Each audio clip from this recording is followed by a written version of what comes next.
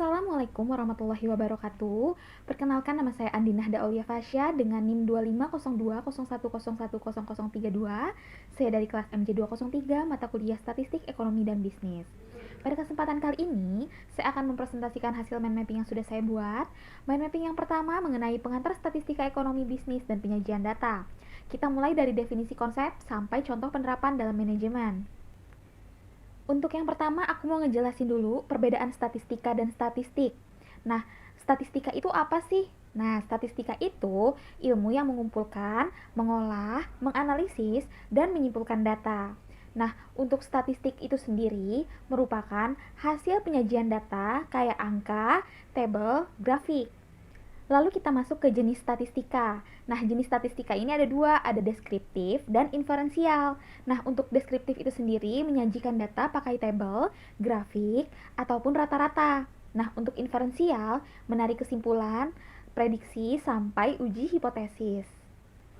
Lalu kita masuk ke populasi, sampel, dan jenis data.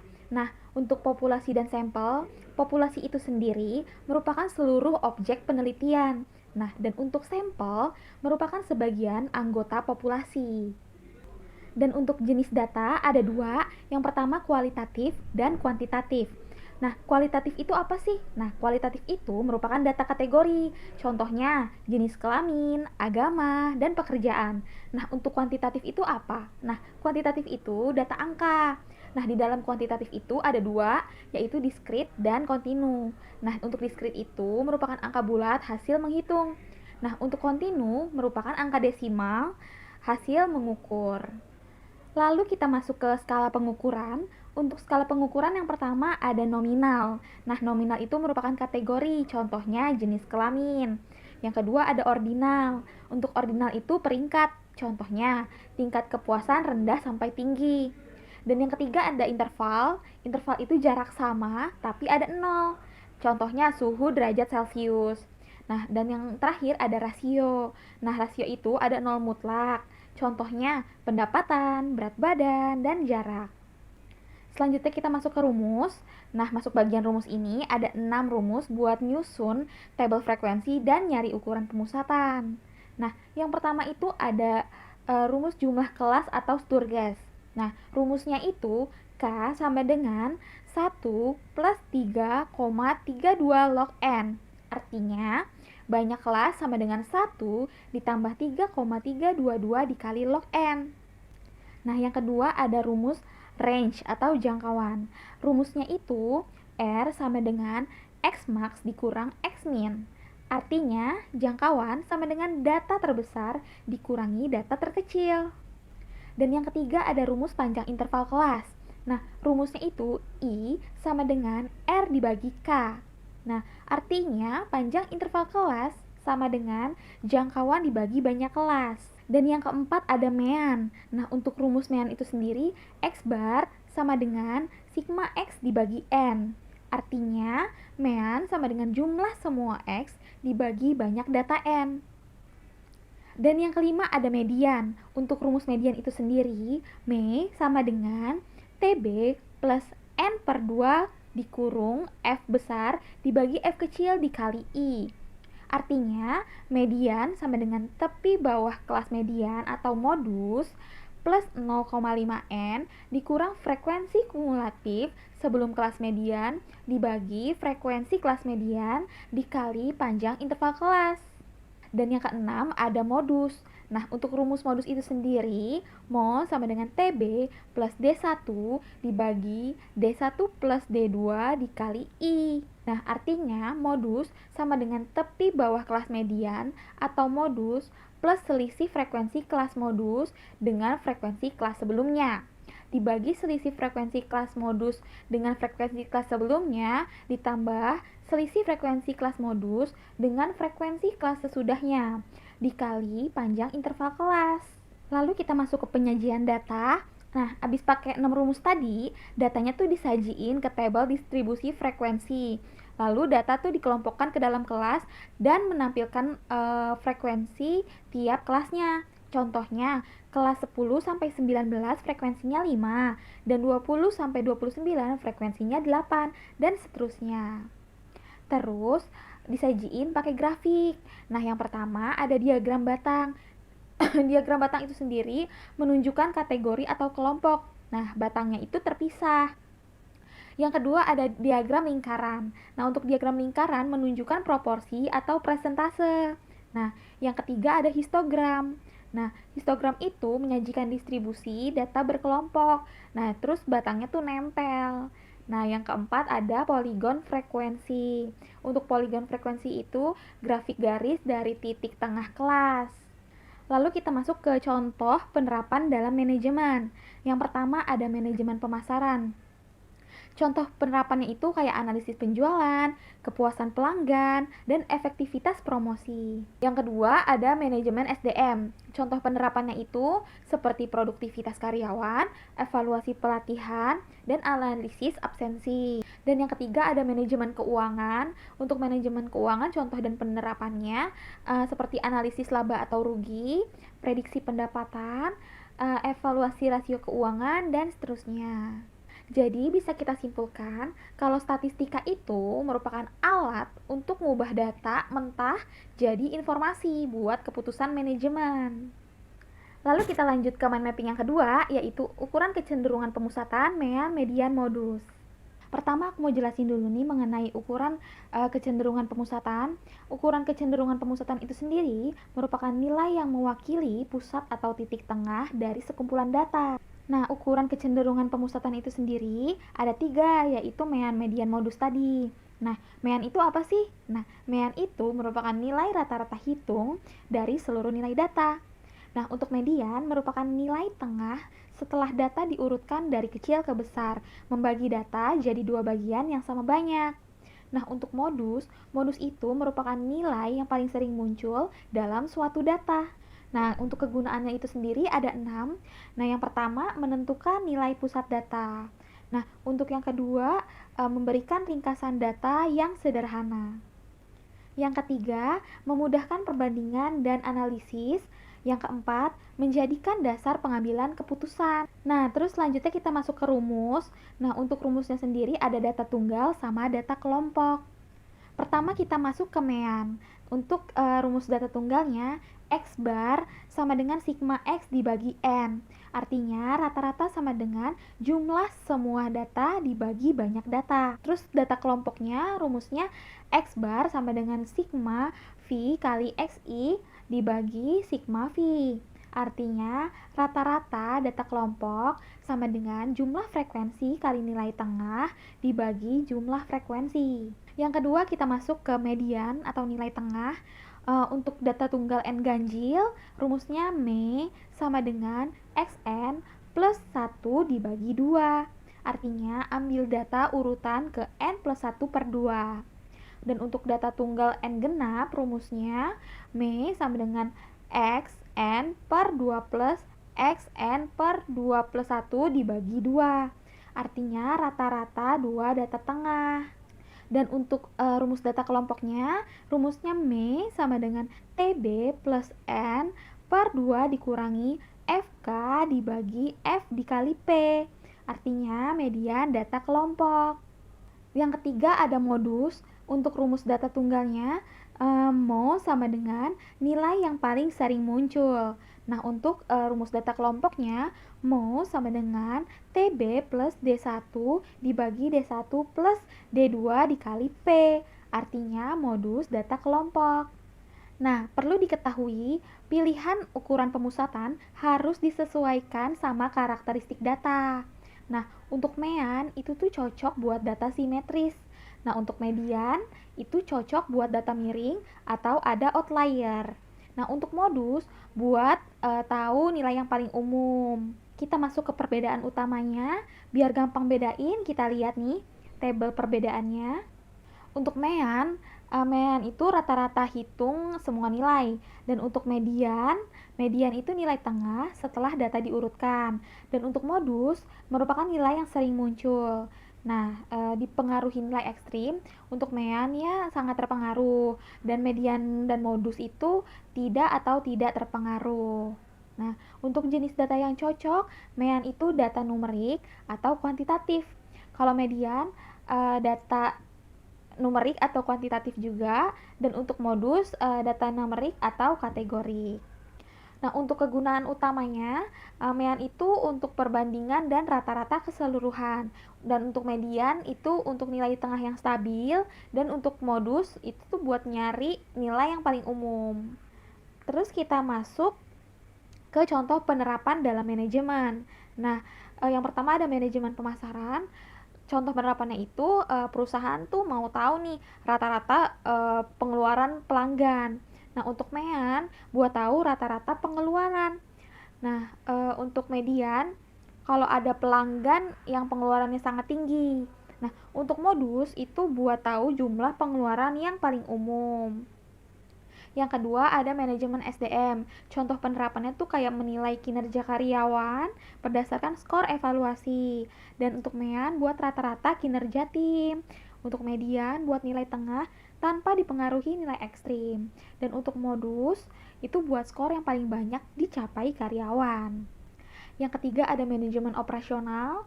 Nah, itu kontrol produksi dan barang gudang. Itu contoh penerapannya. Nah, untuk MEAN itu untuk kayak rata-rata jumlah persediaan. Untuk modus itu contoh penerapannya jumlah persediaan tengah yang stabil, dan untuk modus jenis persediaan yang paling sering terjadi. Selanjutnya ada manajemen keuangan. Contoh penerapannya itu menganalisis data menganalisis data penjualan per periode. Untuk MEAN itu rata-rata penjualan. Nah, untuk median itu penjualan tipikal. Dan untuk modus penjualan yang sering terjadi. Jadi, MEAN, median, modus itu merupakan 3 alat untuk nyari pusat data. Nah, terus pilih sesuai jenis data dan tujuan analisisnya. Selanjutnya kita masuk ke mind mapping yang ketiga mengenai ukuran lokasi, kuartil, desil, dan persentil. Nah, aku mau jelasin dulu nih ukuran lokasi itu apa sih? Nah, ukuran lokasi itu merupakan ukuran statistik yang menunjukkan letak atau posisi suatu data dalam suatu distribusi. Nah, untuk ukuran lokasi itu ada 3, yaitu kuartil, desil, dan persentil. Nah, kuartil itu membagi data menjadi 4 bagian. Q1 sama dengan 25% data di bawahnya, dan untuk Q2 sama dengan median sama dengan 50%, dan untuk Q3 sama dengan 75% data di bawahnya. Nah, yang kedua desil. Desil itu membagi data menjadi 10 bagian. D1 sama dengan 10%, D5 sama dengan 50%, dan D9 sama dengan 90%. Nah, untuk persentil membagi data menjadi 100 bagian. P25 sama dengan 25%, P50 sama dengan median, P90 sama dengan 90%. Terus kita masuk ke interpretasi ukuran letak. Untuk Q1 sama dengan 25% data berada di bawah nilai Q1.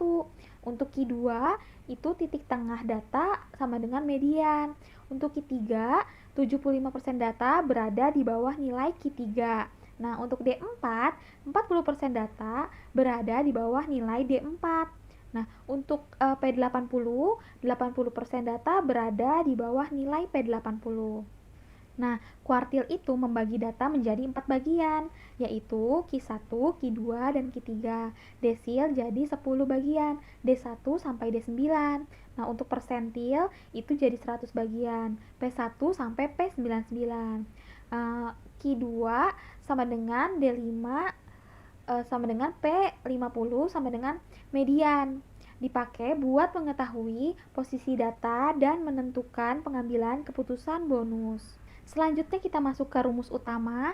Nah, untuk rumus data tunggal kuartil itu Q1 sama dengan X ke N plus 1 dibagi 4. Q2 X ke 2 kali N plus 1 dibagi 4. Q3 X ke 3 kali N plus 1 dibagi 4. Artinya tinggal lihat data urutan keberapa. Nah, untuk desil rumusnya DI sama dengan X ke I dikali N plus 1 dibagi 10. Nah, artinya I-nya dari 1 sampai 9 buat D1 sampai D9. Nah, untuk persentil rumusnya PI sama dengan X ke I dikali N plus 1 dibagi 100. Artinya I-nya dari 1 sampai 99 buat P1 sampai P99. Nah, untuk rumus data kelompoknya, untuk kuartil, rumusnya QI sama dengan TB plus I per 4N dikurang FK dibagi F dikali C. Artinya, I-nya itu dari 1 sampai 3 buat Q1, Q2, dan Q3. Nah, untuk rumus desil, DI sama dengan TB plus I per 10N dikurangi FK dibagi F dikali C. Artinya, I-nya dari 1 sampai 9 buat D1 sampai D9. Nah, untuk persentil, PI sama dengan TB plus I per 100 N dikurangi FK dibagi F dikali C. Artinya, I-nya dari 1 sampai 99 buat P1 sampai P99. Lalu kita masuk ke contoh penerapan dalam manajemen. Yang pertama ada manajemen SDM. Contoh penerapannya itu menentukan karyawan terbaik, menilai performa berdasarkan P90, menentukan bonus dan promosi pakai Q3. Nah, yang kedua ada manajemen pemasaran. Untuk contoh dan penerapannya itu mengelompokkan pelanggan. Menentukan 25% pelanggan teratas pakai Q3, analisis loyalitas pelanggan. Nah, yang ketiga ada manajemen keuangan. Untuk manajemen keuangan, contoh penerapannya seperti analisis distribusi pendapatan, mengukur risiko investasi, menentukan batas pengeluaran anggaran pakai persentil. Dan yang keempat ada manajemen operasional. Contoh penerapannya itu seperti evaluasi waktu pelayanan, analisis produktivitas, pengendalian kualitas layanan pakai desil atau persentil. Jadi, kuartil, desil, persentil itu merupakan alat buat lihat posisi data dalam kelompok. Perlu diingat, Q2 sama dengan D5 sama dengan P50 sama dengan median. Terus pilih ukuran sesuai kebutuhan analisis. Selanjutnya kita masuk ke mind mapping sesi keempat mengenai ukuran penyebaran data. Nah, pertama aku mau jelasin dulu nih, ukuran penyebaran itu apa sih? Nah, ukuran penyebaran itu adalah ukuran yang digunakan untuk mengetahui seberapa jauh atau seberapa besar data menyebar atau bervariasi dari nilai pusatnya atau rata-rata. Nah, ukuran ini menunjukkan tingkat keragaman data dan keseragaman data. Nah, semakin besar nilai penyebaran, semakin tinggi tingkat keragaman data. Sebaliknya, semakin kecil nilai penyebaran, maka data semakin homogen atau seragam. Lalu kita masuk ke jenis ukuran penyebaran. Ada 4 ukuran penyebaran. Yang pertama ada range atau jangkauan. Itu merupakan selisih antara nilai maksimum dan minimum dalam data. Nah, yang kedua ada variance. Variance itu rata-rata dari kuadrat selisih antara setiap data dengan rata-rata. Yang ketiga ada standar deviasi. Nah, untuk standar deviasi itu sendiri merupakan akar kuadrat dari variance, menunjukkan sebaran data terhadap rata-rata. Nah, yang keempat ada koefisien variasi atau CV. Nah, ini perbandingan antara standar deviasi dengan rata-rata dinyatakan dalam persentase dan dipakai untuk membandingkan keragaman antar data dengan satuan berbeda. Lalu kita masuk ke rumusnya. Untuk rumus range itu rumusnya R sama dengan X max dikurangi X min. Artinya jangkauan sama dengan data terbesar dikurang data terkecil. Yang kedua kita masuk ke variance. Untuk rumusnya yang pertama ada data tidak berkelompok. Rumusnya itu S kuadrat sama dengan sigma XI dikurang X bar kuadrat dibagi N dikurangi 1. Artinya rata-rata kuadrat selisih data sama rata-rata. Nah, untuk rumus data kelompoknya S kuadrat sama dengan sigma FI dikali XI dikurang X bar kuadrat dibagi N dikurangi 1. Artinya varians buat data berkelompok. Dan yang ketiga ada rumus standar deviasi. Untuk rumus standar deviasi S sama dengan akar S kuadrat. Nah, artinya standar deviasi sama dengan antar dari varians. Nah, yang keempat ada rumus koefisien variasi. Nah, untuk rumus koefisien variasi itu sendiri, CV sama dengan S dibagi X bar dikali 100%. Artinya, perbandingan standar deviasi sama rata-rata dalam persen. Terus kita masuk ke interpretasi tingkat keragaman data. Nah, interpretasi range, varian, standar deviasi untuk nilai kecil itu merupakan data homogen atau seragam, relatif tidak bervariasi. Untuk nilai besar, data heterogen atau beragam, bervariasi tinggi. Dan untuk interpretasi koefisien variasi, CV kurang dari 10%, keragaman sangat rendah, 10% kurang dari sama dengan CV, kurang dari sama dengan 20% keragaman rendah. Nah, 20% kurang dari CV, kurang dari sama dengan 30% keragaman sedang. CV lebih dari 30% merupakan keragaman tinggi. Lalu kita masuk ke contoh penerapan dalam manajemen. Yang pertama ada manajemen pemasaran. Contoh penerapannya itu mengukur variasi penjualan antar cabang. CV digunakan untuk membandingkan konsistensi penjualan antar produk atau wilayah. Yang kedua ada manajemen keuangan. Contoh penerapannya itu menilai risiko investasi. Standar deviasi return digunakan untuk mengukur risiko investasi. Semakin besar, semakin tidak pasti. Dan selanjutnya ada manajemen operasional. Contoh penerapannya itu mengukur variasi waktu produksi atau cacat produk. Varians kecil menunjukkan proses produksi lebih stabil dan efisien. Dan yang keempat ada sumber daya manusia. Contoh penerapannya melihat keragaman kinerja karyawan. Data dengan keragaman rendah menunjukkan kinerja yang merata dan konsisten. Nah, ukuran penyebaran itu membantu manajer memahami seberapa konsisten atau bervariasinya data, sehingga dapat digunakan untuk pengambilan keputusan yang lebih tepat, akurat, dan berbasis data. Jadi bisa disimpulkan, untuk range itu buat jangkauan, untuk varian dan standar deviasi itu buat lihat sebaran dari rata-rata. Nah, untuk CV itu buat bandingin nih antar keragaman data beda satuan. Jadi kita pilih ukuran itu sesuai kebutuhan. Selanjutnya, kita masuk ke mind mapping yang kelima mengenai ukuran skewness dan kurtosis. Nah, aku mau jelasin dulu nih, skewness dan kurtosis itu apa sih? Nah, skewness dan kurtosis itu adalah ukuran statistik yang digunakan untuk memahami bentuk distribusi data. Nah, skewness itu sendiri menunjukkan derajat ketidaksimetrian data di sekitar rata-rata.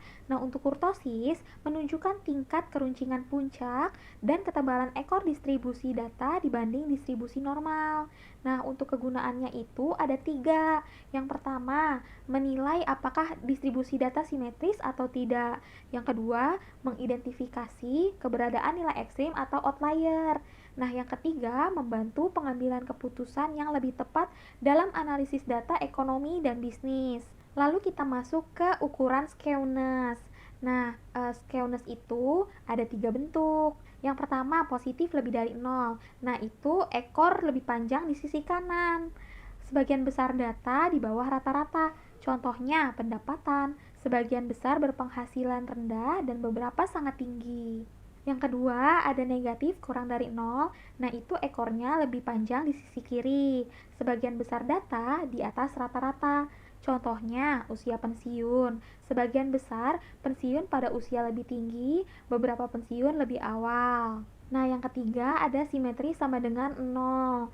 Nah, itu ekor kiri dan kanan sama panjang. Rata-rata sama dengan median sama dengan modus. Contohnya, distribusi normal atau bell curve. Nah, terus ada ukuran kurtosis.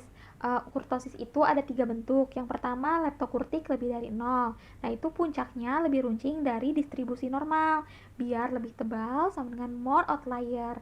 Contohnya, return saham jangka pendek. Lalu ada mesokurtik sama dengan 0, itu puncak dan ekor mirip distribusi normal, sebaran seimbang. Contohnya, distribusi skor IQ populasi besar.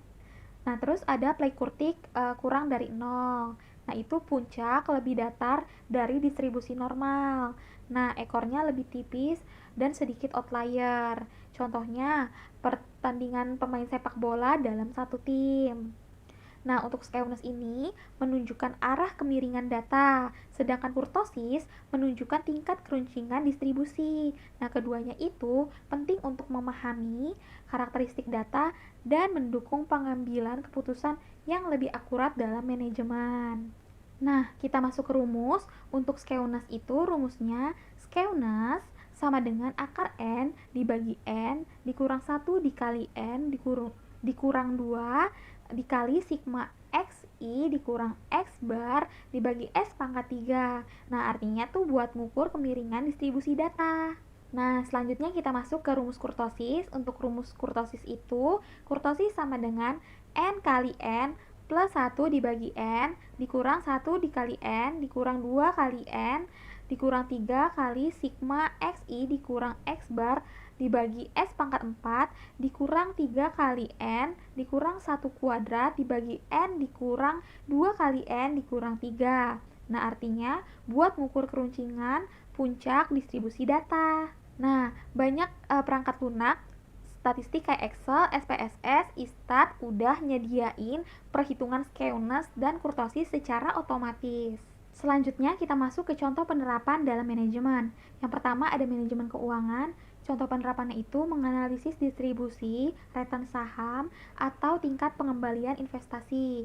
Nah, untuk skewness positif, peluang return sangat tinggi tapi jarang terjadi. Dan untuk kurtosis tinggi, resiko kerugian atau keuntungan ekstrim lebih besar. Yang kedua, ada manajemen pemasaran. Contoh penerapannya itu menganalisis distribusi penjualan produk. Untuk skewness positif, sebagian besar produk terjual sedikit. Nah, beberapa produk tuh sangat laris. Nah, untuk kurtosis rendah, penjualannya merata. Sedikit produk tuh ekstrim. Lalu ada manajemen SDM, contoh penerapannya itu menganalisis distribusi gaji atau kinerja karyawan. Nah, untuk skewness negatif pada gaji, sebagian besar gaji sudah tinggi, sedikit yang rendah.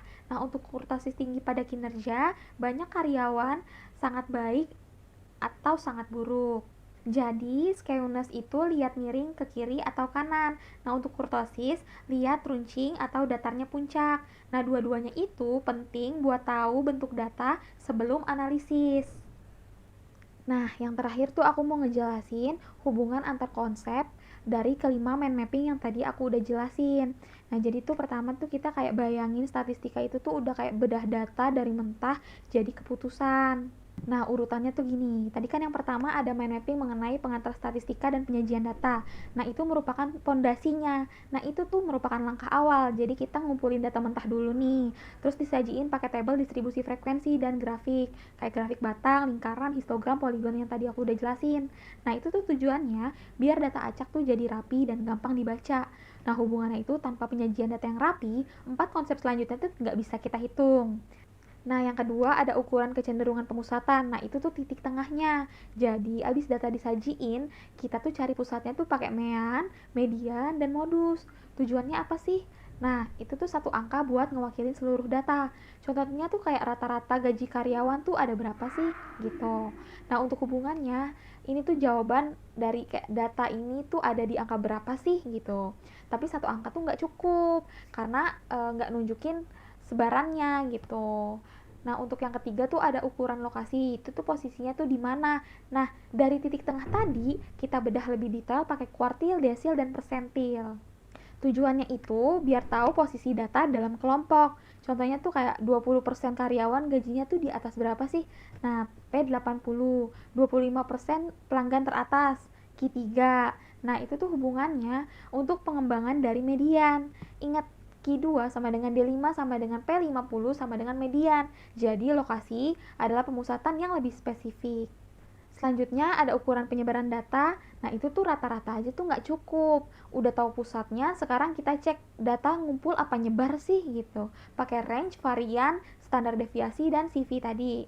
Tujuannya itu untuk tahu tingkat keragaman atau konsistensi data. Gaji rata-rata 5 juta, tapi kalau ada yang 1 juta dan ada yang 20 juta kan nggak konsisten. Nah, hubungannya itu buat ngelengkapin pemusatan. Mean 5 juta plus standar deviasi kecil sama dengan tuh data homogen. Mean 5 juta plus standar deviasi besar itu data heterogen. Dan CV dipakai buat bandingin dua data beda satuan. Nah, kalau untuk skewness dan kurtosis itu tuh kayak bentuknya tuh kayak apa sih gitu. Nah, ini tuh level yang paling akhir. Jadi abis tahu pusat, sebaran, kita lihat bentuk distribusinya. Tujuannya itu untuk skewness tuh miring ke kiri, ke kanan apa enggak gitu. Nah, untuk kurtosis puncaknya runcing, datar atau enggak gitu. Nah, untuk hubungannya tuh ini validasi. Kalau data simetris dan sebaran kecil pakai mean tuh aman. Nah, kalau data miring, skewness besar, dan ada outlier, median lebih cocok dari mean. Nah, untuk kurtosis tinggi, waspada outlier atau resiko ekstrim. Jadi tuh alurnya, data mentah disajiin, dicari pusatnya pakai pemusatan, terus kita bedah posisinya pakai lokasi, terus cek konsistensinya pakai penyebaran, dan terakhir kita lihat bentuknya pakai skewness dan kurtosis. Jadi 5 konsep ini buat nyambung, buat ngubah data mentah, jadi informasi yang akurat buat keputusan manajemen. Nah, kenapa urutannya kayak gitu? Nah, karena nggak mungkin cari sebaran kalau pusatnya aja tuh kita belum tahu. Dan nggak mungkin tahu bentuk data kalau sebarannya aja tuh belum diukur. Oke, sekian presentasi mind mapping dari sesi 1 sampai ke 5. Terima kasih, kurang lebihnya mohon maaf. Wassalamualaikum warahmatullahi wabarakatuh.